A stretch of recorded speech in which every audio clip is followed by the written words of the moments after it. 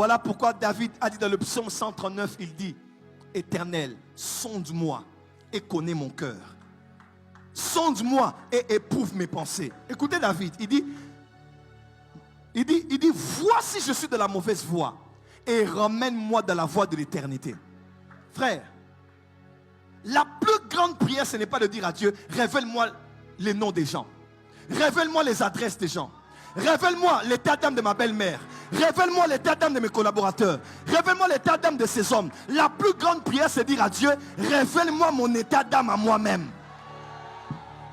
Oh, pourquoi il n'y a pas d'amen ici? Lève la main et dis, Seigneur, révèle-moi mon état d'âme. L'église est devenue un tribunal. Quand on sort d'ici, on va à l'arrêt. Quelqu'un devait rentrer, sa voiture a un problème. Tu as une voiture, il te demande un lift, de le déposer à la première rue. Tu vas voir des gens qui ne vont même pas prendre dans la voiture. Pourquoi? Je ne connais pas son état d'âme. Il est venu à l'église, il a prié, il a acclamé, il a chanté, il a prié l'amour. Mais quand il faut prendre quelqu'un à la voiture là-bas, je ne connais pas leur état d'âme. Kinshasa et ses baby. On ne connaît pas le cœur des hommes. Et ton cœur à toi. Et ton cœur à toi. Si on doit prendre ton cœur, on le branche à un rétroprojecteur, on révèle tout ce que tu as à ton cœur, est-ce que tu vas juger les autres? Si on prend ton téléphone là, on le branche ici, on voit tout ce que tu regardes, toi tu vas parler. Voilà pourquoi ne jugez pas les autres, jugez-vous vous-même. Oh, tel pasteur est tombé. Toi, tu n'es pas tombé combien de fois? Oh, tel maman pasteur a fait ça. Toi, tu n'as pas fait quoi? Combien de fois? Ne sois pas sévère envers les autres, sois sévère envers toi-même. Car il est écrit, si vous jugez durement, on vous mesurera avec la mesure que vous êtes servi pour mesurer les autres. Voilà pourquoi, heureux les miséricordieux, car ils obtiendront miséricorde. Ne sois pas trop dur envers les autres, sois dur envers toi-même. Ne passe pas ton temps à critiquer les pasteurs, à critiquer leurs femmes, à critiquer les fidèles, à critiquer ceux qui tombent. Regarde-toi toi-même.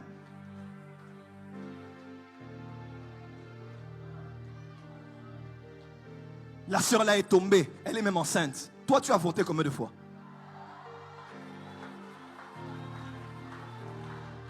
C'est le péché des autres que tu acclames. C'est le péché des autres que tu partages. Et toi, tu n'as pas avorté combien de fois? Je préfère une femme qui est tombée, elle a assumé, au lieu d'une personne qui a avorté. Elle au moins, elle n'a pas accumulé. Mais toi, tu as accumulé. Arrêtez de juger les gens. Jugeons-nous nous-mêmes. Nous-mêmes.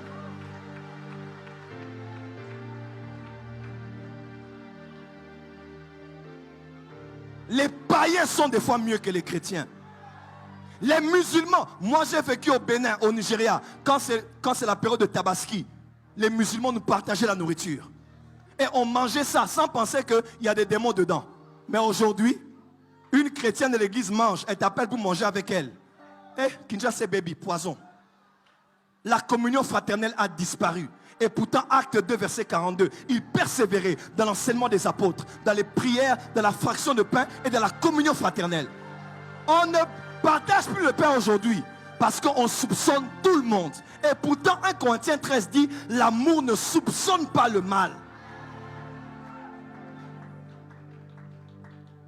Le problème, ce n'est pas l'autre. Le problème, c'est moi-même. C'est moi-même. La francophonie, on aime trop juger les gens.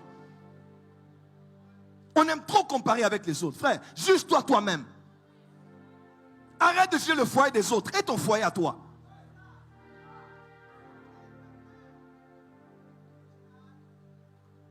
David dit, sonde-moi, connais-moi, montre-moi moi-même. Regarde, peut-être que je suis déjà dans la mauvaise voie. Ramène-moi dans la voie de l'éternité. Que Dieu nous amène dans les choses qui vont compter dans l'éternité. C'est bien, sur la terre on aura des vues. C'est vrai, on aura de l'impact. Mais on ne veut pas rater ce qui va compter dans l'éternité. Si nous espérons en Jésus que sur cette terre, nous sommes les hommes les plus malheureux. Regarde ton voisin, dit voisin, pourquoi tu fais ce que tu fais à l'église? Tout le monde voit que tu es venu donner l'offrande. Mais Dieu voit que tu es venu montrer tes loups-boutins. Tu as tout fait pour soulever. Tu as tout fait pour soulever. On n'a pas compris comment. L'offrande, c'est dans la main et dans le panier. Mais comment ton pied s'est levé? Derrière le baki rouge nassé. Tu as fait un spectacle, on a acclamé, mais après, ton offrande n'est pas l'offrande. Tu as donné l'argent, tu n'as pas donné l'offrande. Il y a une différence entre donner l'argent à l'église et donner l'offrande à l'église. Ce qui change l'argent en offrande, c'est la qualité du cœur. Il y a une différence entre donner en offrande de bonne odeur, que Dieu considère comme 5 millions. C'est le cœur qui change les chants en adoration. C'est le cœur qui change le culte en adoration. C'est le cœur qui change l'argent en adoration. Chanter pour Dieu et adorer Dieu, c'est différent. Donner l'argent et donner l'offrande, c'est différent.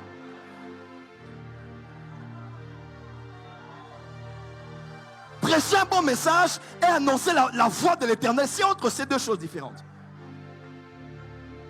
Pourquoi nous faisons ce que nous faisons? Frère, je ne veux pas rater le ciel.